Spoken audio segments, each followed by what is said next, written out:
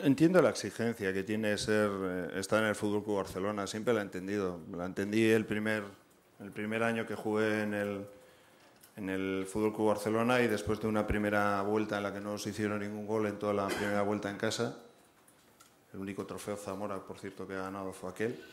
Y todavía me seguían exigiendo y me seguían silbándose la exigencia que tiene ser director deportivo del Barça, porque al final, bueno, estoy, como decía Jeremy, y yo también lo creo, en el mejor club del mundo, sé de dónde venimos y de qué pasado venimos, pasado reciente, por tanto la exigencia está en ese nivel. Las críticas, no críticas, yo no me suelo guiar generalmente por ese tipo de cuestiones, sino por las cuestiones de trabajo y las cuestiones prácticas. Todas las decisiones que he tomado en los últimos 4 años han sido consensuadas con todos los entrenadores que he tenido en los últimos 4 años. Por tanto, me entiendo que desde ese punto de vista no estoy tan disgustado, quitado los resultados de la temporada pasada, que evidentemente no ganamos nada.